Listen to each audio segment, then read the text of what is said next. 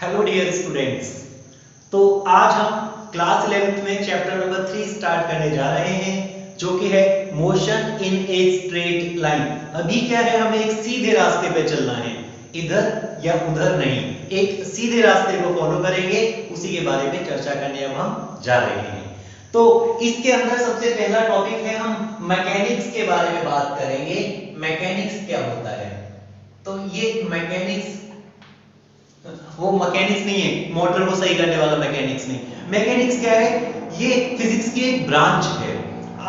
ये फिजिक्स की एक ब्रांच है जिसके अंदर हम ये स्टडी करते हैं क्या, कंडीशन ऑफ रेस्ट और मोशन। एक बार डेफिनेशन रीड कर ले और फिर देखें हम क्या स्टडीज में कर रहे हैं। कंडीशन ऑफ रेस्ट और मोशन, ऑब्जेक्ट रुकी हुई है या ऑब्जेक्ट मोशन में है, इस बात को स्टडी करते हैं। अब किसी के दिमाग में ये बात आई कि सर दो ही तो चीजें होती हैं, या तो ऑब्जेक्ट रुकी रहेगी या चली रहेगी, तो इसके अलावा और कौन सी ब्रांच हो सकती है? बहुत सारी चीजें हो सकती है, बहुत सारी ब्रांचेस फिजिक्स में हो सकती हैं।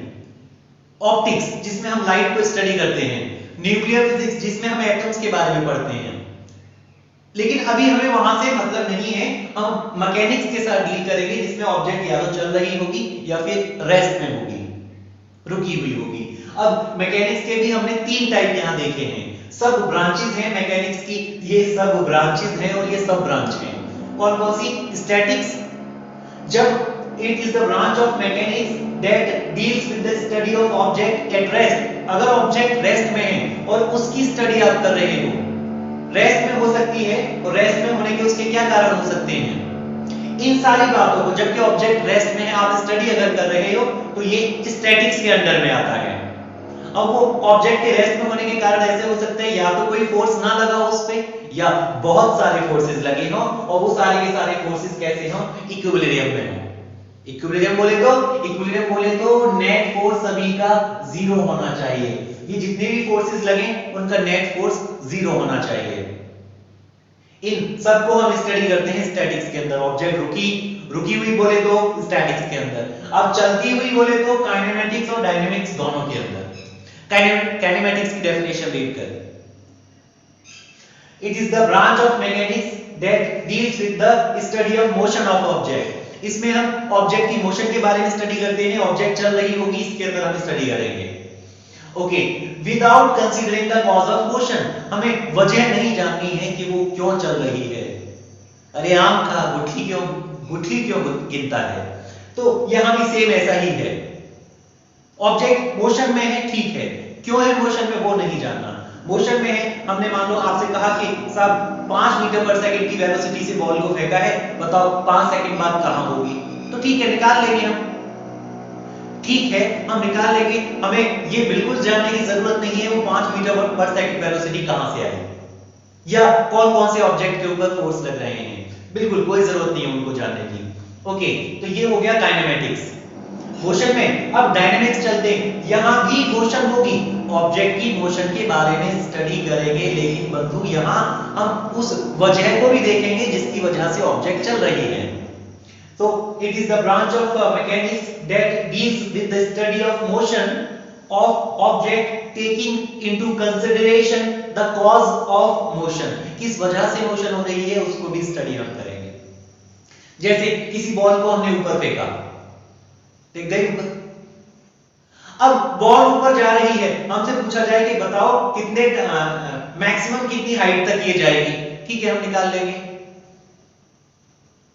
लेकिन अगर ये पूछा जाए कि इस ऊपर जाती हुई ऑब्जेक्ट पे ग्रेविटेशनल फोर्स कितना लग रहा है, ये जो मोशन हो रही है वो किसकी वजह से हो रही है? ग्रेविटेशनल फोर्स की वजह से। अब आपसे पूछा जाए ग्रेविटेशनल फोर्स कितना है, तो मतलब अब आपको क्या है, जिस वजह से वो मोशन हो रही है उसके बारे में भी पूछा जा रहा है। Then the motion will be considered in dynamics. So ये बातें थी मैकेनिक्स के बारे में, जिसमें हमने मैकेनिक्स और उसके टाइप्स पढ़े, स्टैटिक्स, काइनेमेटिक्स और dynamics. So our next topic is what is point object. Lot of time we talk that we have considered a point object and that much force is applied. Now the question is that what is point object? क्या ये duster point object है? क्या अपनी अर्थ को point object consider कर सकते हैं? एक बात मैं आपको बता दूं, जो न्यूटन साहब थे और उनके जो लॉज थे वो सारे के सारे पॉइंट ऑब्जेक्ट पे ही वैलिड होते हैं। F is equal to ma या एक्शन रिएक्शन या whatever law has been given in the physics, they are usually applicable at point objects. So now the point of consideration is that what is point object. So what was the definition I have given over here? Just read it, go through it. If the size of the object is very small, यहीं तक नहीं रुकना है, बहुत छोटा size हो तो उसे पॉइंट ऑब्जेक्ट नहीं कहेंगे। डेफिनेशन को आगे और पढ़ते हैं। In compare to the distance covered by it, अर्थ पॉइंट ऑब्जेक्ट नहीं लगेगा कि सर पॉइंट ऑब्जेक्ट कैसे मान सकते हैं, लेकिन हाँ अगर वही अर्थ सन के अराउंड में मोशन कर रही है, वही अर्थ सन के अराउंड में मोशन कर रही है, तो इस अर्थ को पॉइंट ऑब्जेक्ट मान सकते हैं। लेकिन उसी अर्थ को मैं यहां से कहूं कि मेरी हाइट के कंपेयर में अर्थ का साइज वो पॉइंट साइज नहीं हो सकता है। तो ये देखा जाता है कि कंपैरिजन किससे किया जा रहा है। तो पॉइंट साइज की डेफिनेशन आपने यहां देख रखी है, याद कर लेना, स्क्रीनशॉट ले लेना इस पेज का। आगे हम बात करेंगे टाइप्स ऑफ मोशन की। मोशन कितने तरीके की हो सकती है? टाइप्स ऑफ मोशन में पहला टाइप, तीन तरीके की मोशन हम यहां पढ़ेंगे, जिसमें से पहला टाइप मैंने लिख रखा है motion in 1D, motion in 1 dimension, एक डायमेंशन के अंदर मोशन की बात करेंगे, फिर 2 डायमेंशन मोशन की, फिर 3 डायमेंशन मोशन की। 1 डायमेंशन मोशन क्या है? If the one out of 3 coordinates होते हैं अपने पास x y z, उनमें से तीनों चेंज नहीं हो रहे हैं अभी इस कंडीशन में, बल्कि एक चेंज हो रहा है 3 में से। Coordinate is changing with respect to the time, then it is known as motion in 1D या 1 डायमेंशन। अगर दिए गए 3 कोऑर्डिनेट्स में से x एक्सिस, y एक्सिस और z एक्सिस, 3 कोऑर्डिनेट्स में से केवल एक कोऑर्डिनेट चेंज हो रहा हो, मान लो x1, y, z। अब नया कोऑर्डिनेट है, ये पॉइंट 1 का कोऑर्डिनेट था, पॉइंट 2 का कोऑर्डिनेट हो जाता है, ऑब्जेक्ट चल के चली गई, नया कोऑर्डिनेट होगा x2, y, z। तो सबस्क्रिप्ट भी मैंने केवल x का ही लिया है, x1 और यहाँ x2 हो गया, yz सेम रहे। तो 3 में से केवल एक कोऑर्डिनेट चेंज हो रहा है, इस टाइप की मोशंस को बोलते हैं मोशन इन 1D। क्लियर? आप स्ट्रेट रोड पे चल रहे हैं तो वो मोशन इन 1D होगी। ओके, नेक्स्ट हम बात करेंगे मोशन इन 1 डायमेंशन को किसी प्यार से दूसरे नाम से भी पुकारा जाता है। बहुत ज्यादा प्यार अगर इस पे आए तो इसको दूसरे नाम से भी बुला सकते हैं। क्या? इसको लीनियर या फिर रेक्टिलिनियर मोशन भी कहा जाता है। So motion in 1D is also known as linear या फिर रेक्टिलिनियर मोशन। उसके बाद है motion in 2 dimension. Motion in 2 dimension में क्या है? 2 कोऑर्डिनेट चेंज होंगे।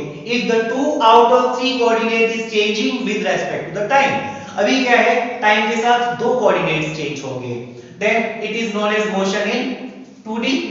ये क्या कहलाता है? Motion in 2 dimension.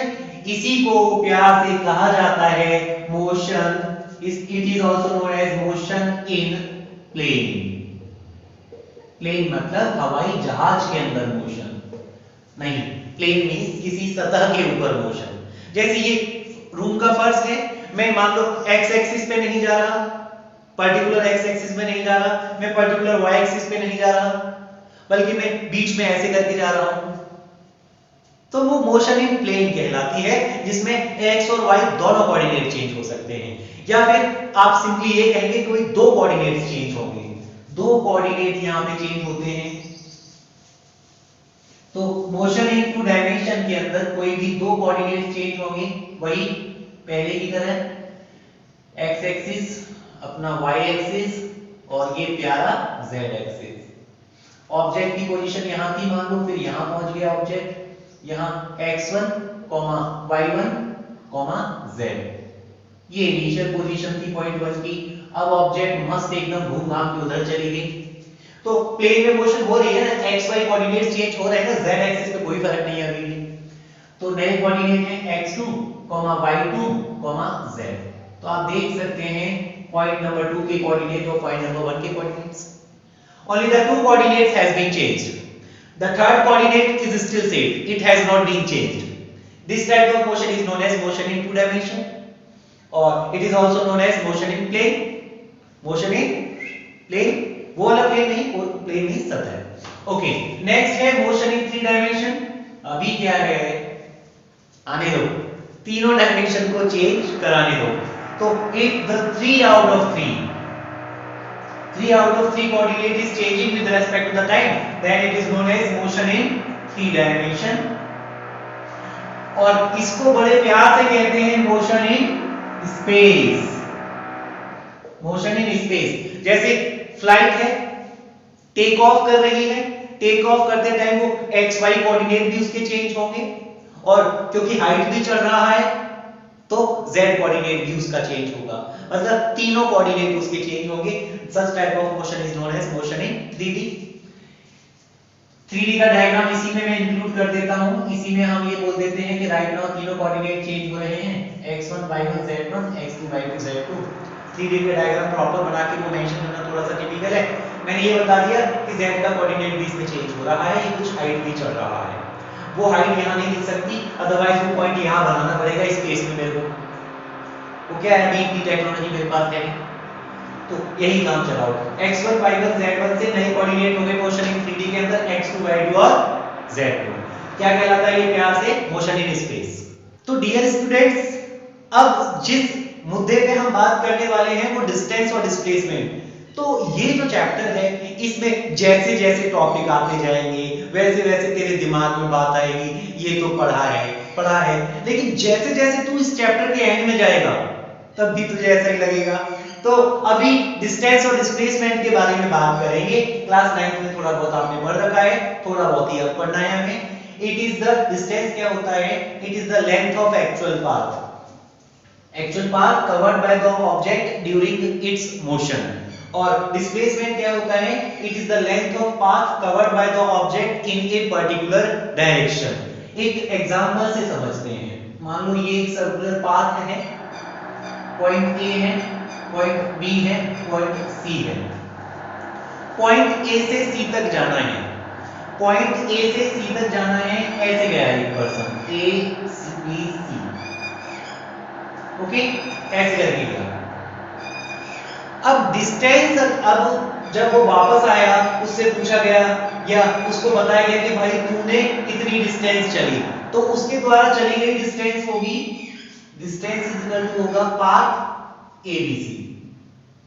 ये जो भी आर्क बनेगी इसके बराबर ये उसके द्वारा चला गया पाथ ही क्या कहलाएगा, डिस्टेंस। लेकिन डिस्प्लेसमेंट जब पूछा जाएगा तो कोई फर्क नहीं पड़ता वो बेचारा कहां घूम के आया, हमें तो ए पे जाना होगा, चलते हैं, पहुंच गए। अब इसको क्या टारगेट दिया गया था, इससे कहा गया था तू भाई वहां जा, कहां, सी की तरफ। सी कहां है, दिया डायरेक्शन समझ में आ गई, कहां, सी की तरफ। तो अब वो कहीं से भी घूम के जाए कोई फर्क नहीं पड़ता। डिस्प्लेसमेंट अगर पूछा जा रहा है तो वो शॉर्टेस्ट पाथ होता है। ए से सी का शॉर्टेस्ट पाथ क्या था, इसी रास्ते से वो चल देता, नहीं गया वो उसकी प्रॉब्लम है। तो डिस्प्लेसमेंट क्या होगा, ए से सी की तरफ जो रास्ता है उसकी लंबाई, तो उसके द्वारा चला जो डिस्प्लेसमेंट होगा वो ए से सी के बीच का, ए से सी के बीच का पाथ होगा। तो डिस्प्लेसमेंट क्या होगा, पाथ एसी, AC ये वाला। तो अंतर है दोनों बातों में, उसके द्वारा चला गया एक्चुअल पाथ ज्यादा है लेकिन डिस्प्लेसमेंट तो कम आ रहा है, क्योंकि डिस्प्लेसमेंट जो है पर्टिकुलर डायरेक्शन में होता है। Clear, okay. तो ये हो गया डिस्टेंस और ये हो गया डिस्प्लेसमेंट। इसी पे हम न्यूमेरिकल बना सकते हैं। जैसे अगर कहें कि रेडियस इसकी थी साहब 7 सेंटीमीटर, तो बताओ डिस्टेंस कितनी चली और डिस्प्लेसमेंट कितना चला। तो डिस्टेंस इसके द्वारा होगी हाफ सर्कमफेरेंस इसकी, ये यहां से यहां तक पेरीमीटर कितनी होगी इसकी निकाल लो। कैसे निकालते थे, पूरी क्या होती थी 2 पाई आर, तो हाफ होगी पाई आर, पाई बोले तो 22/7 और रेडियस कितनी दे रखी है 7, उड़ा दे, कितना आया 22 सेंटीमीटर। बढ़िया, डिस्टेंस है उसके द्वारा चली गई 22 सेंटीमीटर। अब अगर डिस्प्लेसमेंट पूछा जा रहा है, डिस्प्लेसमेंट पूछा जा रहा है तो ए से सी की तरफ, मतलब ऐसे यहां से यहां तक का पाथ, शॉर्टेस्ट पाथ, ए और सी के बीच का शॉर्टेस्ट पाथ, तो डिस्प्लेसमेंट होगा इस डायमीटर पे चला गया रास्ता, तो रेडियस 7 थी तो डायमीटर कितना हो जाएगा 14 सेंटीमीटर। तो आप देख सकते हैं इन दोनों आंसर में जमीन और आसमान का अंतर है। तो मतलब डिस्टेंस और डिस्प्लेसमेंट लगते एक जैसे हैं लेकिन होते नहीं हैं। डायरेक्शन को कंसीडर करने से कितना बड़ा अंतर आया है ये आप देख सकते हैं। ऐसे ही अगर पूरे रास्ते के लिए डिस्टेंस पूछी जाती तो, अगर पूरे रास्ते के लिए कंप्लीट पाथ के लिए डिस्टेंस पूछी जाती तो डिस्टेंस इज इक्वल टू हो जाती इसकी जो भी सर्कमफेरेंस आ रही है 2 पाई आर, मतलब 44 सेंटीमीटर हो जाता। सॉल्व कर लो 2 पाई आर को, रेडियस वही 7 सेंटीमीटर लेके चल रहा हूं। एक पूरा सर्कल कंप्लीट करने में कितना चलता है 44 सेंटीमीटर डिस्टेंस होगी। And what about displacement? Displacement कैसे निकालोगे? शॉर्टेस्ट पाथ, ए से ए पे जाने का शॉर्टेस्ट पाथ क्या है? चलो ही मत, वही रहना है आपको। ए से ए तक पहुंचने का शॉर्टेस्ट पाथ क्या है? मत चलो, वही रहना है आपको। So the displacement is 0। या फिर शॉर्टेस्ट पाथ, आपको यहां आप घर से स्कूल गए, स्कूल से घर आए, डिस्प्लेसमेंट आपका मतलब शॉर्टेस्ट पाथ, तो आप जिस पॉइंट से चले थे उसी पॉइंट पे आ गए, तो शॉर्टेस्ट पाथ क्या होगा? 0। शॉर्टेस्ट पाथ कितना होगा? 0। तो डिस्प्लेसमेंट आपका हो जाएगा उस केस में 0, क्योंकि आप इशारा करके ऐसे कहोगे इस पॉइंट से जाना है और इसी पॉइंट पे आना है, इसी पॉइंट से इसी पॉइंट पे आना है, तो दोनों बार इशारा उसी पॉइंट की तरफ था, तो डायरेक्शन सेम ही रही, तो मतलब आपको चलना ही नहीं है, आप बस यहीं जाके खड़े हो जाओ। यहां से चले थे साहब, यहां आ गए, हो गया काम खत्म, डिस्प्लेसमेंट 0 सॉल्व। तो ये होता है डिस्टेंस और डिस्प्लेसमेंट। तो नेक्स्ट जो अपना मुद्दा है, जो प्रॉब्लम है, जो टॉपिक है, वो है स्पीड और वेलोसिटी। वेलोसिटी, स्पीड और वेलोसिटी थोड़ा सा अंतर है, या फिर कह लो बहुत अंतर है। जितना डिस्टेंस और डिस्प्लेसमेंट में अंतर था उतना ही स्पीड और वेलोसिटी में अंतर है। स्पीड और वेलोसिटी में अंतर है। ओके, देखते हैं स्पीड क्या है। It is defined as the distance covered by an object with respect to the time. Formula हो गया स्पीड का डिस्टेंस अपॉन टाइम। जो भी आपने डिस्टेंस चली हो उसको टाइम से डिवाइड कर दो। डिस्टेंस मतलब आपको क्या है, एक्चुअल रास्ता जो आपने चला है। आपने अगर घूम घूम के रास्ता चला है तो वो पूरा रास्ता कंसीडर करना है, पूरी डिस्टेंस अपॉन में टाइम। लेकिन वेलोसिटी क्या होता है? It is defined as the displacement. मगर इसका मतलब है अगर आप घूम घूम के चल रहे हो, ऐसे चल रहे हो, तो ये एक्चुअल पाथ नहीं कवर करना आपको, ये कंसीडर नहीं करना, बल्कि ये पाथ लेके चलना है आपको। यहां से यहां तक ये कहलाएगा डिस्प्लेसमेंट। थोड़ा कम होगा और कोई प्रॉब्लम नहीं। It is defined as the displacement covered by the object with respect to the time। जो भी डिस्प्लेसमेंट है उसको टाइम से डिवाइड कर दो, आपको मिल जाती है वेलोसिटी। फॉर्मूला वेलोसिटी का डिस्प्लेसमेंट अपॉन टाइम हो गया। स्केलर क्वांटिटी है, स्पीड जो है एक स्केलर क्वांटिटी है। काहे? टाइप को, क्योंकि स्पीड को कैलकुलेट करते टाइम हमें डिस्टेंस की जरूरत पड़ती है जो अपने आप में एक स्केलर है, इसलिए स्पीड भी क्या हो जाती है, स्केलर हो जाती है। स्पीड जब कैलकुलेट कर रहे होते हैं, स्पीड के बारे में जब बात कर रहे होते हैं, डायरेक्शन का कोई इन्वॉल्वमेंट नहीं होता। हमसे पूछा जाए बस कहां है, बस की स्पीड क्या है, साहब 50 किलोमीटर पर आवर, डायरेक्शन की बात नहीं की जाएगी। लेकिन हां, अगर हम बात कर रहे हैं कि बस की वेलोसिटी क्या है, तब हमें डायरेक्शन बतानी पड़ेगी। 50 किलोमीटर पर आवर नॉर्थ, तो आपको डायरेक्शन बतानी पड़ रही है, मींस वेक्टर क्वांटिटी है। वेलोसिटी वेक्टर क्वांटिटी है जिसमें आपको डायरेक्शन की जरूरत पड़ती है। क्लियर? ऐसा यूनिट तो देख लो, डिस्टेंस की यूनिट मीटर, टाइम की यूनिट सेकंड, तो मीटर पर सेकंड हो जाती है, और सीजीएस यूनिट सेंटीमीटर पर सेकंड हो गई। क्लियर? और यहां पे देख लो ऐसा यूनिट डिस्प्लेसमेंट की भी यूनिट वही होती है, दोनों है तो लेंथ की ना, लेंथ, और लेंथ की यूनिट क्या होती है, मीटर, तो मीटर अपॉन में सेकंड, और सीजीएस यूनिट इसकी भी सेंटीमीटर पर सेकंड होगी। एक प्यारा सा एग्जांपल देखते हैं। लास्ट टाइम जो डिस्टेंस और डिस्प्लेसमेंट के लिए केस डिस्कस किया था उसी को डिस्कस करते हैं। यहां से चला पॉइंट ए से पॉइंट बी और ये पॉइंट सी मान लो या पॉइंट बी से मान लो और ये पॉइंट सी। अब आपसे पूछा जा रहा है ये रेडियस 7 सेंटीमीटर ही है पहले की ही तरह और ए से सी पहुंचने में टाइम लग रहा है उसको 11 सेकंड का टाइम दिया है 11 सेकंड। अब आपको एक बार आपको स्पीड कैलकुलेट करनी है और दूसरी बार आपको वेलोसिटी। ऑब्जेक्ट चल कैसे रही है भैया? ऑब्जेक्ट चल तो ऐसे रही है ना ए बी सी। तो एक्चुअल पाथ क्या है इसकी? हाफ सर्कमफेरेंस के बराबर क्या होती है? पाई आर। तो एबीसी कितना हो जाएगा? एबीसी जो है हाफ सर्कमफेरेंस मतलब पाई आर। पाई बोले तो 22/7, आर बोले तो 7 से 7 को हटा 7 की घटा 22 सेंटीमीटर आ गया। यहां से यहां तक का रास्ता 22 सेंटीमीटर आ गया, डिस्टेंस आ गई। तो डिस्टेंस को तू डिवाइड कर दे दिए गए टाइम से, तो ये आ गया भैया 2 मीटर पर सेकंड। ये स्पीड आ गई। चल उन राहों पे चलते हैं वेलोसिटी कैलकुलेट करने मिशन के साथ। ओके, तो वेलोसिटी कैलकुलेट करने के लिए हमें डिस्प्लेसमेंट पता होगा, नहीं पता है तो पता करो। वेल डिस्प्लेसमेंट क्या होगा? ए से सी का, ए से सी तक के लिए डिस्प्लेसमेंट मतलब ये रास्ता शॉर्टेस्ट पाथ। रेडियस 7 है तो टोटल कितना हो गया 14।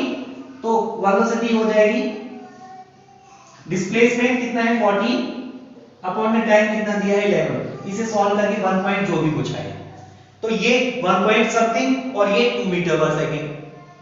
तो अंतर है, अंतर है। और अगर इसी को मैं ये कह दूं कि पूरा रास्ता है भैया मतलब ए से इसी पॉइंट पे वापस ए पे ही आना है तो फिर क्या कहोगे? ए से वापस ए पे आना है तो डिस्टेंस कितनी होगी? 2 पाई आर से निकालो, डिस्टेंस इक्वल टू हो जाएगी 2 पाई इनटू आर। तो 2 इनटू 22/7 इनटू 7 44 आ गया। तो स्पीड इक्वल टू हो जाएगा टोटल डिस्टेंस अपॉन में मान लो टाइम अभी भी मान लो 22 सेकंड का टाइम दे दिया है तो 2 मीटर पर सेकंड। स्पीड तो आ गई 2 metre per second. Velocity calculate कर। डिस्प्लेसमेंट कितना होगा? यहीं से यहीं आना है भैया शॉर्टेस्ट पाथ। शॉर्टेस्ट तो मतलब चलना ही है ना, शॉर्टेस्ट तो मतलब चलना ही है ना। तो डिस्प्लेसमेंट 0 हो गया तो वेलोसिटी इक्वल टू हो जाएगा 0 अपॉन दिया गया टाइम जो भी था 22 सेंटीमीटर तो ये 0 ही आ जाएगा। तो you still you can see there is a lot of difference in between the speed and velocity and it happens only due to the direction which is involved in the velocity. So students जो अपना next topic है वो है types of speed और types of velocity. इसको भी tabular form में ही मैंने लिखा है, बनाया है, सिंपल रहेगा आपको याद करने के लिए। 4 तरीके के होते हैं, 2 टाइप और हैं इसके बाद में लिख दूंगा। तो पहला टाइप है स्पीड। अगर हम टाइप्स ऑफ स्पीड की बात करें तो पहला टाइप है यूनिफॉर्म या फिर कांस्टेंट स्पीड। यूनिफॉर्म या फिर कांस्टेंट स्पीड। और टाइप्स ऑफ वेलोसिटी की अगर बात करें तो पहला टाइप है यूनिफॉर्म वेलोसिटी या फिर कांस्टेंट वेलोसिटी या फिर इसी को बोलते हैं यूनिफॉर्म मोशन। चलिए वन बाय वन स्टडी करते हैं। यूनिफॉर्म या कांस्टेंट स्पीड को देखते हैं। जैसा कि नाम से क्लियर है, यूनिफॉर्म मतलब जो स्कूल में होती है सेम एक जैसा। तो यहां क्या है, जो ऑब्जेक्ट है covers equal distance in equal interval of time. Her second में ऑब्जेक्ट बराबर दूरी चलेगी। अगर पहले सेकंड में है 50 मीटर तो दूसरे सेकंड में भी 50 मीटर अगर है, तीसरे सेकंड में भी अगर 50 मीटर है तो ये यूनिफॉर्म हो गया, एक जैसा हो गया। That is why it is known as uniform या फिर कांस्टेंट। कांस्टेंट मतलब भी एक जैसा। It is known as uniform या फिर कांस्टेंट स्पीड। यहां डिस्टेंस है, बस अंतर इतना आना है, यहां डिस्प्लेसमेंट हो जाएगा। If the object covers equal displacement, पहले अगर सेकंड में 50 सेंटीमीटर का डिस्प्लेसमेंट है और अगर दूसरे सेकंड में भी 50 सेंटीमीटर का डिस्प्लेसमेंट है तो ये क्या कहलाएगा? यूनिफॉर्म वेलोसिटी या फिर कांस्टेंट वेलोसिटी या फिर यूनिफॉर्म मतलब एक जैसी मोशन। ये पहला टाइप हो गया स्पीड का भी और वेलोसिटी का भी। So the second type of speed is variable speed and the second type of velocity is variable velocity, जिसको प्यार से आजकल नॉन यूनिफॉर्म मोशन भी कहा जाता है। वेरिएबल मतलब चेंज। अब यहां क्या है, बराबर इक्वल इंटरवल टाइम में अनइक्वल डिस्टेंसेस जो है ऑब्जेक्ट चलेगी। पहले सेकंड में 50 मीटर तो दूसरे सेकंड में 60 मीटर, तीसरे सेकंड में 40 metre. Equal interval of time में हर एक सेकंड में जो डिस्टेंस है अनइक्वल है। This is known as variable speed. Over here variable velocity, यहां पर डायरेक्शन का इन्वॉल्वमेंट है, डिस्प्लेसमेंट का इन्वॉल्वमेंट है। If the object covers unequal displacement, अभी क्या है, ऑब्जेक्ट जो है वही सेम है एग्जांपल, पहले सेकंड में मान लो 50 सेंटीमीटर का डिस्प्लेसमेंट है, दूसरे सेकंड में 60 सेंटीमीटर का डिस्प्लेसमेंट है और तीसरे सेकंड में है 40 सेंटीमीटर का डिस्प्लेसमेंट। तो हर सेकंड में डिस्प्लेसमेंट अलग-अलग है। So such type of motion, such type of velocity is known as variable, change होने वाली वेलोसिटी। क्लियर? इसको एक एग्जांपल की हेल्प से देख सकते हैं। यूनिफॉर्म में स्पीड के एग्जांपल दे देता हूं, वेलोसिटी के भी सेम वैसे ही होंगे। अगर यूनिफॉर्म या फिर कांस्टेंट स्पीड का एग्जांपल देखें तो एक टेबल बनाते हैं, टाइम और डिस्टेंस। मान लो टाइम 0 था, डिस्टेंस 0 था। टाइम 1 है, डिस्टेंस 5 सेंटीमीटर है। टाइम 2 है, डिस्टेंस 10 है। टाइम 3 है, डिस्टेंस 15 है। टाइम 4 है, डिस्टेंस 20 है। मैं यूनिफॉर्म स्पीड का एग्जांपल दे रहा हूं। तो 0 से 1 में कितने सेकंड होते हैं भैया? एक ही होता है आजकल। तो 0 से 5 मतलब कितना चला वो? 5 मीटर चल गया। 1 से 2 कितने सेकंड होते हैं? 1 से 2 मतलब 1 सेकंड हुआ। 5 से 10 कितना मीटर चला इस बार वो? 5 मीटर चला। और 2 से 3 कितना होता है? 1 सेकंड होता है। 10 से 15 कितना चला? 5 मीटर। 3 से 4 कितने सेकंड हुए? 1 सेकंड कितना चला इस टाइम में वो? 5 मीटर। तो आप देख सकते हैं हर एक सेकंड में, पहले सेकंड में 5 मीटर, दूसरे सेकंड में भी 5 मीटर, तीसरे सेकंड में भी 5 मीटर, हर बार एक सेकंड में वो 5 मीटर ही चल रहा है डिस्टेंस। तो ये यूनिफॉर्म स्पीड कहलाती है। और अगर यही डिस्प्लेसमेंट कंसीडर आपने किए होते तो ये यूनिफॉर्म वेलोसिटी कहलाती। लेकिन अगर अलग-अलग distances equal interval of times में अगर अलग-अलग उसके डिस्प्लेसमेंट या डिस्टेंस सही होते तो मान लो 0 पे 0 ही होता और 1 सेकंड बाद 5 होता, 2 सेकंड के बाद 15 होता, 3 सेकंड के बाद 35 होता, 4 सेकंड के बाद मान लो 60 हो जाता। तो अब आप देखो 0 से 1 मतलब पहले सेकंड में कितना चला वो? 5 मीटर। अब मैं एग्जांपल ले रहा हूं वेरिएबल स्पीड का। ऐसी स्पीड जो चेंज हो, वो क्यों चेंज होगी? क्योंकि बराबर इक्वल इंटरवल ऑफ टाइम में अलग-अलग दूरी को चलेगा इस बार। कौन? ऑब्जेक्ट। 5 से 15 इस बार अगले 1 सेकंड में 10 मीटर चला। अरे जंपाक जंपिंग, देखा तेजी हो गई। अभी अगले 1 सेकंड में 15 से 35 मतलब 20 मीटर चला और तेज और ज्यादा चला। तो अगले 1 सेकंड में कितना चला? 25। तो आप देख सकते हैं हर एक सेकंड में उसके द्वारा चली गई जो डिस्टेंस है वो डिफरेंट है। This is the example of variable speed. और अगर इन्हीं को डिस्प्लेसमेंट लिया होता तो यही एग्जांपल किसका बन जाता? वेरिएबल वेलोसिटी का। तो स्टूडेंट्स इसी में जो तीसरा टाइप है, थर्ड टाइप है, वो है एवरेज स्पीड। और वेलोसिटी का जो थर्ड टाइप है वो है एवरेज वेलोसिटी। सबसे पहले एवरेज स्पीड की डेफिनेशन को देख लेते हैं। It is defined as the total distance to the total time taken for the complete path for an object having variable speed। अभी क्या है? A से B, B से C। अब पूरे रास्ते एक कांस्टेंट स्पीड नहीं है बल्कि वेरिएबल स्पीड है। मान लो यहां से यहां तक स्पीड S1, यहां से यहां तक स्पीड S2, S1 S2। तो अब पूरे रास्ते के लिए एवरेज स्पीड क्या ली जाए? पूरे रास्ते के लिए में कौन सी स्पीड ऐसी होगी जिसे मैं ये कह दूं कि साहब ये स्पीड है तो उस स्पीड से पूरे रास्ते ऑब्जेक्ट को चलाया जा सके, वो कैलकुलेट हमें करनी है। तो एवरेज स्पीड कैलकुलेट करने का तरीका है जो यहां से यहां तक का टोटल डिस्टेंस है उसको यहां से यहां तक जो टोटल टाइम लगा है उससे डिवाइड कर देंगे।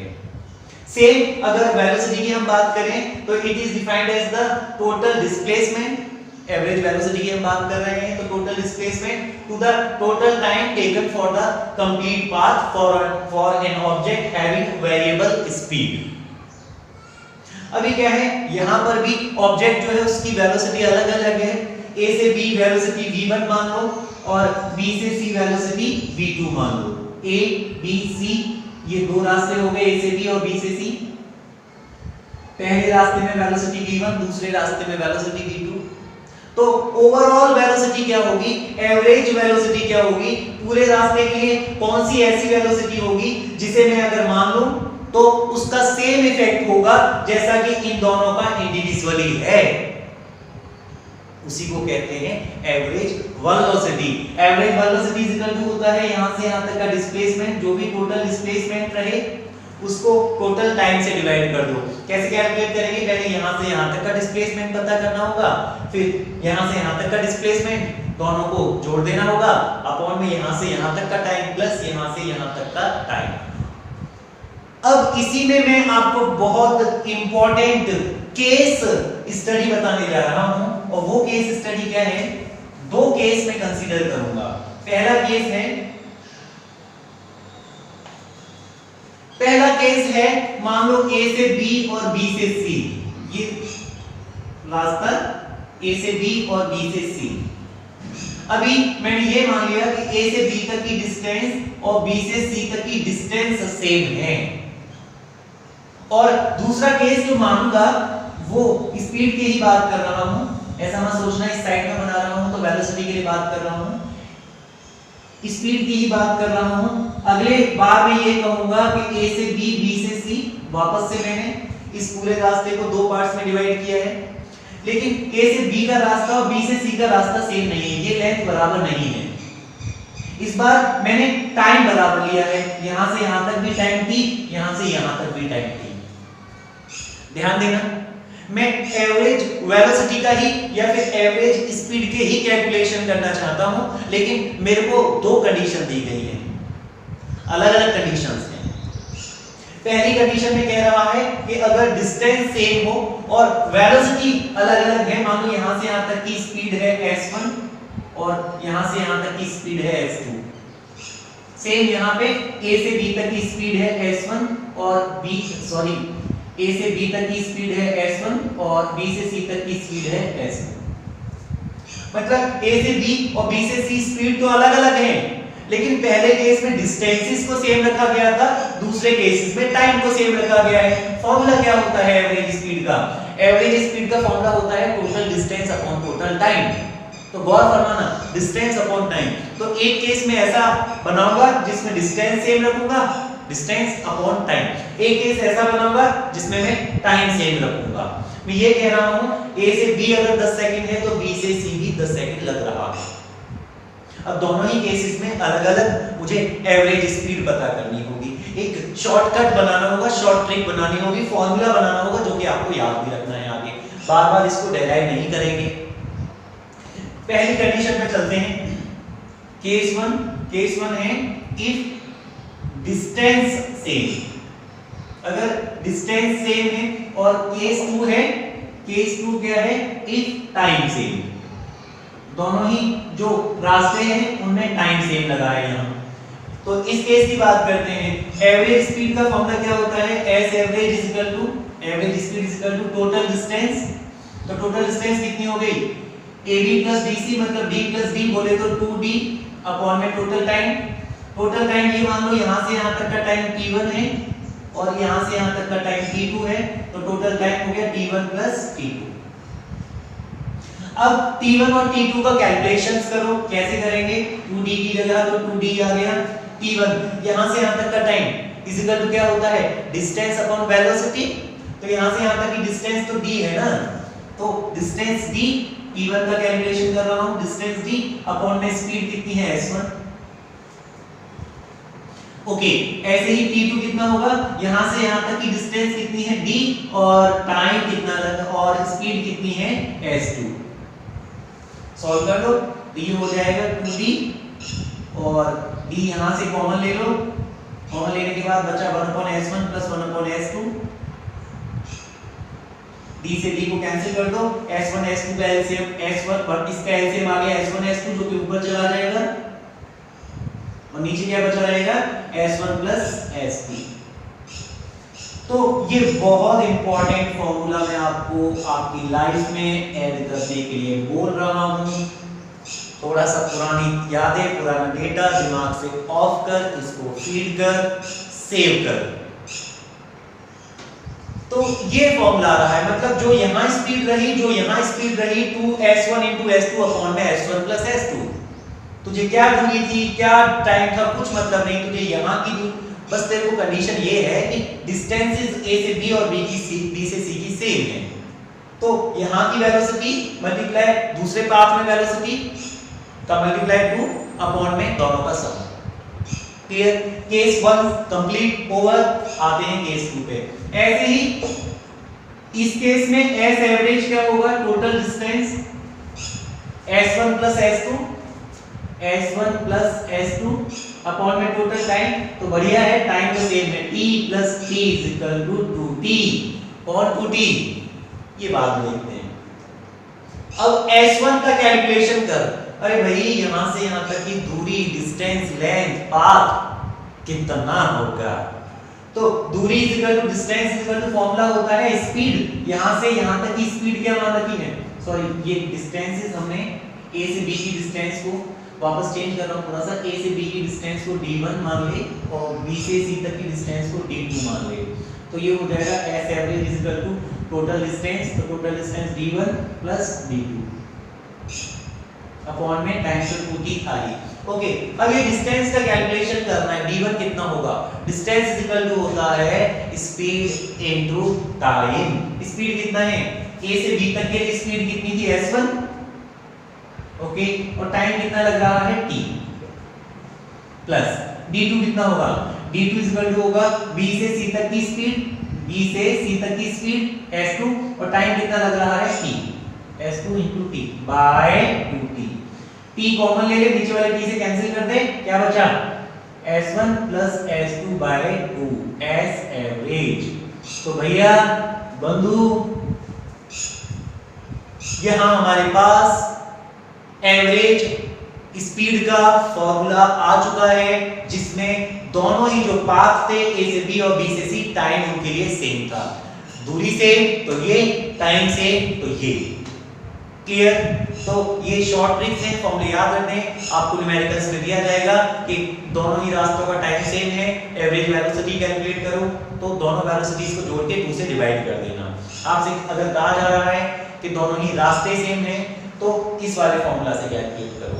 ये स्पीड के लिए थे, वेलोसिटी के लिए कैलकुलेट करना हो तो तुम्हें कुछ नहीं करना, बस एवरेज वेलोसिटी क्या हो जाएगा, अगर पाथ सेम है, डिस्प्लेसमेंट सेम है, a से b, b से c डिस्प्लेसमेंट सेम है, तो v average is equal to आ जाएगा twice of v1 v2 upon में v1 प्लस v2। इन अ सेम वे अगर टाइम सेम लग रहा है, a से b का डिस्प्लेसमेंट कुछ और है, b से c का डिस्प्लेसमेंट कुछ और है, लेकिन अगर टाइम सेम लग रहा है तो वेलोसिटी क्या होगी। अभी हमने स्पीड के कैलकुलेशन किए थे, अगर वेलोसिटी के करने होते तो एवरेज वेलोसिटी क्या हो जाती है उस केस में v1 plus v2 by 2। Clear? Same है, कंप्लीटली सेम है। तो नेक्स्ट जो है फोर्थ पार्ट है, स्पीड का भी फोर्थ टाइप और वेलोसिटी का भी फोर्थ टाइप। हम फोर्थ टाइप पे हैं, तो स्पीड का फोर्थ टाइप कहलाता है इंस्टेंटेनियस स्पीड और वेलोसिटी का फोर्थ टाइप कहलाता है instantaneous velocity. Okay, instantaneous speed की डेफिनेशन को एक बार रीड कर लेते हैं, हालांकि नाम से बहुत क्लियर हो रहा है यहाँ। Okay, it is defined as the speed of any object at any particular instant. Okay, ऐसे ही इंस्टेंटेनियस वेलोसिटी की it is defined as the velocity of any object at any particular instant, या फिर point भी include कर दिया है ये, मतलब किसी एक पर्टिकुलर, मान लो यहां से हमने 300 सेकंड का रास्ता कवर किया, A से 500 सेकंड का रास्ता कवर किया, B तक 500 सेकंड का रास्ता हमने कवर किया। अब बीच में कहीं, एग्जैक्टली बीच में नहीं, यहां कहीं 300 सेकंड पे हम यहां थे, 300 सेकंड पे हम यहां थे। ओके, तो 299 सेकंड पे हम यहां होंगे और 301 सेकंड पे हम यहां हो सकते हैं। ठीक है, अब देखो इन 2 सेकंड्स में 299 से 301, ये जो बहुत छोटा सा टाइम इंटरवल है, आपने मान लो जो दूरी चली है, डिस्टेंस चली है, वो भी बहुत छोटी चली होगी, बहुत स्मॉल डिस्टेंस चली होगी, तो वो स्मॉल डिस्टेंस को आप मान सकते हो x और डेल्टा x कह लो। डेल्टा x मतलब, डेल्टा मतलब डिफरेंस, x मतलब दूरी का, इन दोनों पॉइंट्स के बीच की दूरी का डिफरेंस, अपॉन में यहां से यहां तक जो भी टाइम लग रहा है उसको डेल्टा t से डिनोट कर दो। ये तो मैंने एक एग्जांपल लिया था, अगर जनरली मैं लिखूं तो मैं लिखूंगा यहां से यहां तक की दूरी अपॉन में यहां से यहां तक लिया गया टाइम, यहां से वहां तक की दूरी अपॉन में लिया गया टाइम। ये क्या कहलाता है? स्पीड, एवरेज स्पीड या फिर एवरेज वेलोसिटी। अगर यही डिस्प्लेसमेंट है, देखिए अगर यही डिस्प्लेसमेंट होता तो delta x upon delta t लिख देता, ये क्या कहलाता? वेलोसिटी। यहां क्या कहलाएगा? ये स्पीड। अच्छा, आप सोच रहे होंगे ये इतना दूर क्यों लिखा है मैंने, उसका रीजन अभी मैं बताऊंगा। मैं क्या बोल रहा हूं, इस छोटी दूरी को यहां पे जो छोटा सा टाइम लगा है उससे डिवाइड कर दो, आपको स्पीड पता चल जाएगी इस पर्टिकुलर इंस्टेंट पे। लेकिन आप सोचोगे सर आपने तो यहां पूछी थी, तो फिर सोचो ना, ऐसे ही आप वेलोसिटी के लिए सोचोगे, सर आपने तो वेलोसिटी इस पर्टिकुलर इंस्टेंट पे पूछी थी, ये 300 सेकंड पे वेलोसिटी क्या होगी, एक पर्टिकुलर इंस्टेंट पे वेलोसिटी क्या होगी। लेकिन अभी हमने क्या किया है, इसके जिस पॉइंट पे भी वेलोसिटी या स्पीड पूछी गई है उसके दोनों तरफ बहुत छोटा टाइम इंटरवल ले लिया है, और उस छोटे से टाइम इंटरवल में दोनों साइड में मिला के टोटल कितना डिस्टेंस वो ऑब्जेक्ट चलेगी, उस डिस्टेंस को टोटल टाइम से डिवाइड कर दो इस वाले टाइम से। अब ये बता दो कि ये जो टाइम है ये बहुत अगर इस पर्टिकुलर इंस्टेंट पे निकालना चाहते हो तो इस टाइम इंटरवल को बहुत छोटा रखो, इतना छोटा रखो इस पर्टिकुलर इंस्टेंट पे निकालने के लिए, इस टाइम इंटरवल को इतना छोटा रखो कि ये जो टाइम इंटरवल है ये लगभग 0 होना चाहिए, तभी तो आप इस पर्टिकुलर इंस्टेंट पे वेलोसिटी निकाल पाओगे। सोचो, आपको बिल्कुल मैंने कहा टाइम डिफरेंस 0 रखना है, 0 रखना है मतलब बिल्कुल 300 की ही बात कर रहे हैं। क्लियर? तो अब बता दो कि लिमिट जो है टाइम की वो ऐसी है कि टाइम डिफरेंस 0 के आसपास या 0 जैसा या 0 के बराबर होना चाहिए। क्लियर? तो ये फॉर्मूला बन जाता है इंस्टेंटेनियस स्पीड का, या फिर यहां पर भी same delta t tends to 0, या फिर इंस्टेंटेनियस वेलोसिटी का। 300 सेकंड पर्टिकुलर टाइम दिया था, इस पे वेलोसिटी या स्पीड कैलकुलेट करनी थी। मैंने इस टाइम के आसपास दो टाइम ले लिए जो कि आप बहुत क्लोज थे, बहुत पास थे, जिनका डिफरेंस बहुत कम था, और उन दोनों टाइम इंटरवल्स पे टोटल कितनी दूरी वो ऑब्जेक्ट चल गई, उस दूरी को उस टाइम से डिवाइड कर दिया और बाद में बता भी दिया कि जो टाइम इंटरवल है बहुत छोटा लेना है। बहुत ज्यादा छोटा लेंगे तभी हम ये कह पाएंगे कि हाँ मैंने 300 सेकंड पे स्पीड कितनी होगी ये कैलकुलेटर कर लिया है। अब ध्यान दें, जब कोई भी डिफरेंस बहुत छोटा होता है, डेल्टा बहुत छोटा होता है, डिफरेंस बहुत छोटा होता है, तो इस डेल्टा को हम रिप्लेस करके लिख सकते हैं dx अपॉन dt। दोनों साइड से डेल्टा को रिप्लेस कर दिया d से।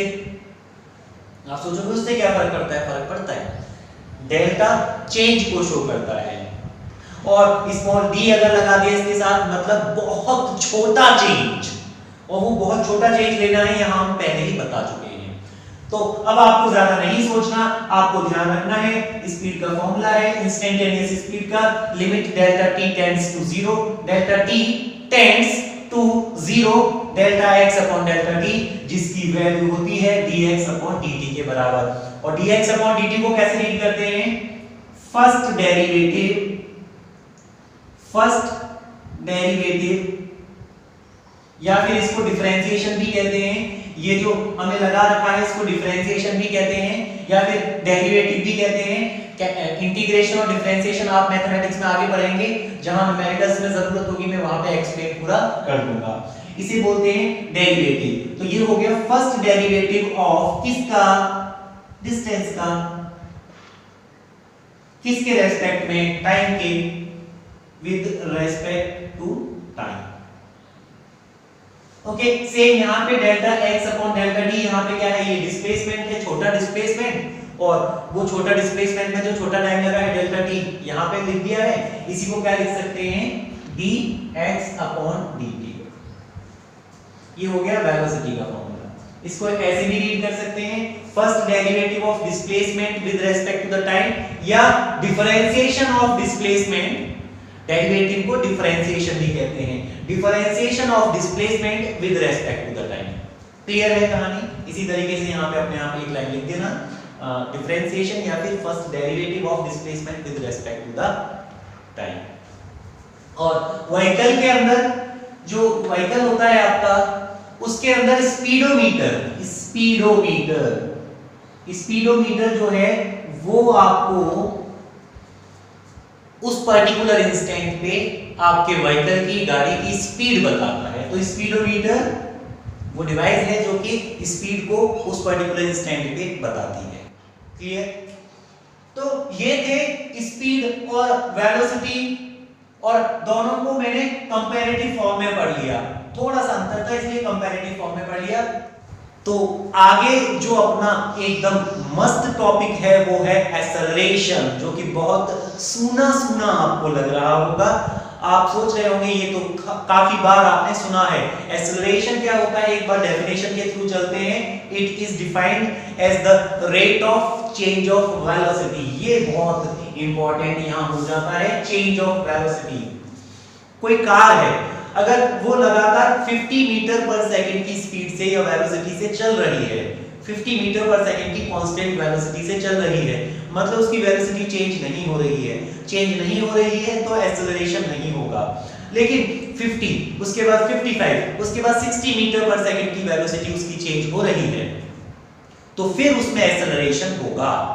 जैसे हम बात करते हैं कि अर्थ के द्वारा किसी भी ऑब्जेक्ट पे लगाया गया ग्रेविटेशनल एक्सेलरेशन होता है 10 मीटर पर सेकंड स्क्वायर। इसका मतलब क्या है? इसका मतलब ये है ऑब्जेक्ट को आप जीरो वेलोसिटी से छोड़ दो तो अगले 1 सेकंड बाद इसकी वेलोसिटी 10 मीटर पर सेकंड होगी, और उसके अगले 1 सेकंड बाद 10 मीटर पर सेकंड और बढ़ जाएगी, क्योंकि वेलोसिटी का चेंज होना ही एक्सेलरेशन है। यहां से यहां तक 10 मीटर पर सेकंड, अभी 10 मीटर सेकंड और बढ़ेगी, तो अगले 1 सेकंड बाद 20 मीटर पर सेकंड, उसके अगले 1 सेकंड बाद 30 मीटर पर सेकंड, तो वेलोसिटी का चेंज होते रहना ही क्या कहलाता है? एक्सेलरेशन। क्लियर है? अगर हम कह रहे हैं किसी ऑब्जेक्ट का एक्सेलरेशन है 5 मीटर पर सेकंड स्क्वायर, मतलब उस ऑब्जेक्ट की वेलोसिटी हर 1 सेकंड में 5 मीटर पर सेकंड बढ़ रही है। क्लियर? तो यहां पे डेफिनेशन हमने लिख ली है, फॉर्मूला देखते हैं। एक्सेलरेशन को a से डिनोट कर देते हैं, वेक्टर क्वांटिटी है तो वेक्टर a से डिनोट करते हैं। ये होता है चेंज इन वेलोसिटी, चेंज को डेल्टा से डिनोट किया जाता है, वेलोसिटी को वेक्टर v से, अपॉन में लिया गया टाइम, डेल्टा t या t लिख सकते हैं। तो ये है acceleration, change in velocity upon change in time. अब कैसी क्वांटिटी है वो बता दो साहब, वेक्टर क्वांटिटी है, वेक्टर क्वांटिटी है, क्योंकि इसकी हमेशा एक पर्टिकुलर डायरेक्शन होती है, डायरेक्शन इन्वॉल्व होती है। जब भी हम एक्सेलरेशन की बात करते हैं डायरेक्शन इसमें इन्वॉल्व होती है। तो वेक्टर क्वांटिटी हो गया। दूसरा ऐसा यूनिट क्या होगी? तो वेलोसिटी की यूनिट मीटर पर सेकंड और अपॉन में टाइम की unit second, second into second, second square, तो इसकी यूनिट हो जाती है, ऐसा यूनिट हो जाती है metre per second square, metre per second square, जिसको लिख सकते हैं मीटर सेकंड माइनस 2। तो एक्सेलरेशन की यूनिट होती है metre per second square. CGS unit भी आप देख सकते हैं, ये हो जाएगी सेंटीमीटर सेकंड माइनस 2। ये एसआई और सीजीएस यूनिट मैंने आपको बता दी, वेक्टर क्वांटिटी है ये बता दिया, फॉर्मूला आपको यहां बता दिया delta v upon delta t। ये एक्सेलरेशन की कहानी हमने डिस्कस कर ली। टाइप्स, जैसे हमने स्पीड और वेलोसिटी के टाइप्स पढ़े थे, इसी तरीके से इसके भी टाइप्स होते हैं। टाइप्स ऑफ एक्सेलरेशन की अगर हम बात करें तो पहला टाइप है यूनिफॉर्म एक्सेलरेशन, यूनिफॉर्म एक्सेलरेशन, या फिर इसी को बोलते हैं कांस्टेंट एक्सेलरेशन, यूनिफॉर्म एक्सेलरेशन या फिर कांस्टेंट एक्सेलरेशन, मतलब एक जैसा acceleration. 5 meter per second square है तो वो हमेशा 5 मीटर पर सेकंड स्क्वायर ही रहेगा। कैसे डिफाइन कर सकते हैं यूनिफॉर्म एक्सेलरेशन को? If the rate of change of velocity, if the rate of change of velocity with respect to the time is constant, अगर rate of change of velocity जो है time के साथ वो कांस्टेंट है। यूनिफॉर्म एक्सेलरेशन मतलब एक सेकंड में अगर 5 meter per second velocity change हो रही है तो हमेशा यही रेट होना चाहिए अगले एक सेकंड में भी 5 मीटर। जैसे हम कहते हैं ग्रेविटेशनल एक्सेलरेशन, तो वो एक यूनिफॉर्म एक्सेलरेशन है। इस ऑब्जेक्ट पे लगने वाला एक्सेलरेशन यूनिफॉर्म है क्योंकि हर सेकंड में इसकी velocity 10 meter per second change होगी। 10 meter per second, that is why it is also known as constant acceleration. Clear? दूसरा जो इसका टाइप है वो है वेरिएबल एक्सेलरेशन। तो नाम से ही क्लियर है, वेरिएबल एक्सेलरेशन मतलब अभी साहब जो कांस्टेंट चीजें हुआ करती थी अब कांस्टेंट नहीं रही भैया, चेंज होगी। लाइफ में सब चेंज मांगते, ये भी चेंज मांग रहे हैं, दे दे इसको चेंज। तो अभी क्या है, if the change in velocity, if the rate of change of velocity is not constant, if the rate of change of velocity is not constant with respect to the time, then it is known as variable acceleration। अभी देखो कहानी कैसे होती है, हो सकती है tabular form में देख लेते हैं। वेलोसिटी के साथ टाइम का 0 टाइम था तो मान लो वेलोसिटी 0 थी, एक सेकंड बाद वेलोसिटी 2 मीटर पर सेकंड हो गई, अगले एक सेकंड बाद मतलब टोटल 2 सेकंड के बाद वेलोसिटी 5 मीटर पर सेकंड हो गई, 3 सेकंड के बाद वेलोसिटी 9 मीटर पर सेकंड हो गई। तो अब चेक करते हैं क्या हर सेकंड में वेलोसिटी सेम अमाउंट में चेंज हुई है। 0 से 1 में 1 सेकंड होता है, velocity 2 metre per second change हुई, 1 से 2 वापस 1 सेकंड हुआ और इस टाइम में 3 metre per second velocity change हुई। तो काय को सेम है, ये तो सेम नहीं है, ये सेम नहीं है। कितना चेंज हुई? 4 मीटर पर सेकंड। तो हर एक सेकंड में वेलोसिटी अनइक्वल अमाउंट में चेंज हो रही है। If the rate of change of velocity is not constant, if the velocity is changing in unequal amount with respect to the time, then it is known as variable acceleration। Clear? Okay, आगे अब next हम बात करेंगे इसके तीसरे type की। Third इसका जो टाइप है एक्सेलरेशन का वो है एवरेज एक्सेलरेशन। तो सेम है जैसे आपने स्पीड और वेलोसिटी के लिए पढ़े थे वो ही है, नाम तो वही है, ऑलमोस्ट काम भी वही है। एवरेज एक्सेलरेशन क्या है बंधु? अभी क्या है, मान लो पहले ऑब्जेक्ट पे लगने वाला acceleration 10 meter per second square, फिर बाद में acceleration 5 meter per second square, फिर 15 metre per second square. Change हो रहा है, जो वेलोसिटी है वो लगातार चेंज इन वेलोसिटी जो है वो चेंज है। पहले एक सेकंड में 10 मीटर पर सेकंड की वेलोसिटी चेंज हुई, अगले एक सेकंड में फिर 5 मीटर पर सेकंड की वेलोसिटी में चेंज आया, अगले एक सेकंड में फिर 15 मीटर पर सेकंड का वेलोसिटी में चेंज आया। मतलब लगातार जो एक्सेलरेशन है वो अनइक्वल है, पहले एक सेकंड में एक्सेलरेशन कुछ, बाद में एक्सेलरेशन कुछ।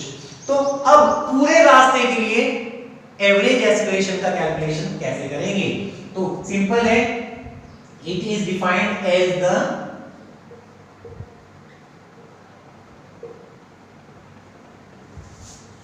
Change in velocity.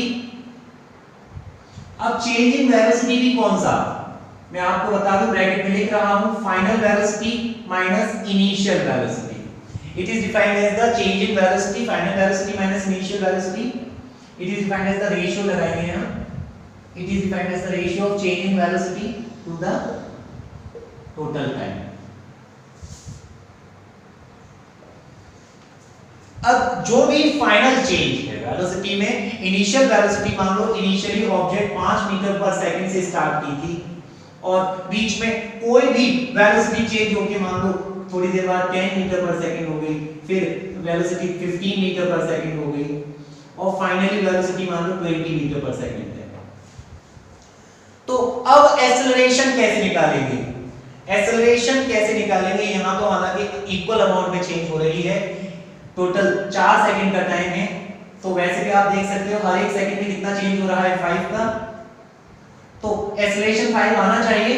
Acceleration is equal to, मैंने क्या बताया आपको, final velocity 20 minus initial velocity 5 upon में टाइम कितना लग रहा है 5 से 10 1 सेकंड, 10 से 15 दूसरा सेकंड, 15 से 20 तीसरा सेकंड, टोटल 3 सेकंड का टाइम लगा। तो 15/3 मतलब 5 मीटर पर सेकंड। तो हाँ, हर सेकंड में 5 मीटर पर सेकंड यहाँ चेंज होती हुई दिखाई भी दे रही थी, लेकिन अगर ये रेट सेम ना होते, यहाँ आ जाता मान लो 10 मीटर पर सेकंड, यहाँ आ जाता 20 और यहाँ आ जाता मान लो 40 मीटर पर सेकंड। तो फिर एवरेज एक्सेलरेशन, हाँ वेलोसिटी चेंज हो रही है ये तो निश्चित है, पहले सेकंड में वेलोसिटी इतनी थी और दूसरे सेकंड में वेलोसिटी, स्टार्टिंग में वेलोसिटी 5 मीटर पर सेकंड, अगले सेकंड में वेलोसिटी 10 मीटर पर सेकंड, उसके बाद 20, बराबर चेंज तो नहीं हुए भैया, बराबर चेंज नहीं हुए तो कांस्टेंट एक्सेलरेशन तो नहीं होगा। कांस्टेंट एक्सेलरेशन नहीं होगा तो फिर एवरेज एक्सेलरेशन निकालना होगा, और एवरेज एक्सेलरेशन निकालने का तरीका फाइनल वाली जो वेलोसिटी है उसको इनिशियल वेलोसिटी में से माइनस कर और जितना भी टाइम लगा है 1 2 3 से डिवाइड कर दे, 35/3 जो भी आए answer that is average acceleration. Clear?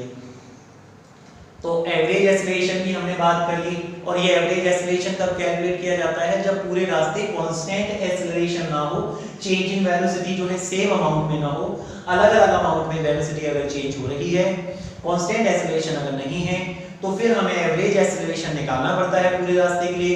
कैसे निकालते हैं? फाइनल वाली वेलोसिटी में से इनिशियल वाली वेलोसिटी को माइनस करके और टोटल जो टाइम लग रहा है उससे डिवाइड कर देते हैं। अब नेक्स्ट है instantaneous acceleration, and the fourth type of acceleration is instantaneous acceleration. वही, it is defined as the acceleration of any object at any particular, ये क्या है? Instant, eight any particular instant या फिर पॉइंट। जैसे लास्ट टाइम एग्जांपल मैंने आपको दिया था, वो 300 सेकंड के आसपास देख लिया था हमने, तो यहां भी देख लेते हैं। ये 0, ये 500 सेकंड, मान लो ए से बी तक जाने में टाइम लगा 500 सेकंड, ये बीच में कोई पॉइंट सी था, ये इस पॉइंट पे हम 300 सेकंड पे थे, मान लो 299 सेकंड पे यहां और 301 सेकंड पे यहां। अब देखो, ये दोनों जो पॉइंट हैं बहुत क्लोज हैं, सी के बहुत क्लोज लिए हैं दोनों साइड में पॉइंट। एवरेज एक्सेलरेशन कैसे निकालते हैं? एक्सेलरेशन निकालते हैं चेंज इन वेलोसिटी। अब इस छोटे से टाइम इंटरवल में 300 सेकंड के पास जो मैंने ये छोटा टाइम इंटरवल दिया है, इस छोटे टाइम इंटरवल में जो भी वेलोसिटी यहां थी माइनस जो भी वेलोसिटी यहां है, इन दोनों वेलोसिटीज का चेंज अपॉन में ये जो छोटा सा टाइम है डेल्टा टी, ये जो छोटा सा टाइम है डेल्टा टी यहां हमने कंसीडर किया है। अब ध्यान दें, ये किसका फॉर्मूला हो गया? Change in velocity upon change in time, ये तो एक्सेलरेशन का फॉर्मूला है, लेकिन आपको जरूर बताना होगा कि ये जो टाइम इंटरवल है ये बहुत छोटा लिया है। काई को छोटा लिया है? क्योंकि हमें 300 सेकंड पे एक्सेलरेशन पता करना है, एक पर्टिकुलर इंस्टेंट पे पता करना है, तो जो टाइम इंटरवल ले रहे हो इसके आसपास का वो बहुत छोटा होना चाहिए ताकि वो दोनों पॉइंट्स 300 और 300 सेकंड के बहुत क्लोज हों। सो मैं लिख सकता हूं कि एक्सेलरेशन है delta v upon delta t, लेकिन डेल्टा t जो है वो बहुत छोटा है, इतना छोटा है कि वो 0 के आसपास है। इस टाइम डिफरेंस, ये जो टाइम डिफरेंस है ये 2 सेकंड का भी नहीं है, बहुत छोटा टाइम डिफरेंस लेना है। क्लियर? अब मैंने इसके बाद बताया था जब चेंजेस बहुत छोटे होते हैं, डेल्टा बोले तो चेंज, जब चेंजेस बहुत छोटे होते हैं तो इन छोटे चेंजेस को हम डिनोट करते हैं स्मॉल d से। इन छोटे चेंजेस को स्मॉल डी से डिनोट करते हैं और स्मॉल डी को क्या बोला जाता है, ये कहलाता है फर्स्ट डेरिवेटिव। कैसे रीड करेंगे इसको, डिफरेंशिएशन या फिर डेरिवेटिव। फर्स्ट डेरिवेटिव ऑफ किसका, first derivative of velocity, first derivative of velocity with respect to the time. ये first derivative of velocity with respect to the time ही कहलाता है एक्सीलरेशन। तो आज के बाद हमेशा याद रख, acceleration is equal to dt upon dt, dv upon dt, dv upon dt। और मैंने लास्ट टाइम बताया था velocity is equal to what, dx upon dt, dx upon dt, dx upon dt। dx बोले तो x क्या था वहां पे, डिस्टेंस। तो dx अपॉन dt मतलब first derivative of distance with respect to the time. Last time था, अभी क्या है, first derivative of velocity with respect to the time. इसको किसको, इसको मैं एक फॉर्म में और कन्वर्ट कर सकता हूं। v इज इक्वल टू क्या बताया था मैंने साहब, ये बताया था, ये बताया था। अब v का मान यहां पुट कर, तो एक्सेलरेशन इज इक्वल टू आ जाता है d ओवर dt की जगह d ओवर dt और वेलोसिटी की जगह ये यो, तो dx अपॉन dt। ये वेलोसिटी की जगह रख दिया मैंने, तो मल्टीप्लाई कर, ये ध्यान रखना डेरिवेटिव्स का मल्टीप्लाई है, डिफरेंशिएशंस का मल्टीप्लाई है। तो जो हिसाब मैं बता रहा हूं, जो तरीका बता रहा हूं, उसी तरीके से मल्टीप्लाई होगा। d into d square, okay, किसका, डिफरेंस x का, dt और dt का स्क्वायर dt स्क्वायर।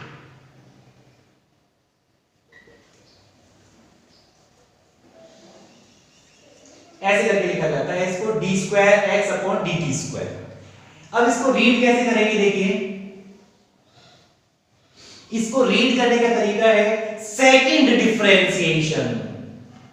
कौन सा, सेकंड डिफरेंशिएशन, किसका, डिस्टेंस का, किसके रेस्पेक्ट में, टाइम के रेस्पेक्ट में, क्या कहलाता है, एक्सेलरेशन। याद कर, first derivative of velocity with respect to the time is equal to acceleration, second derivative of displacement with respect to the time is also acceleration।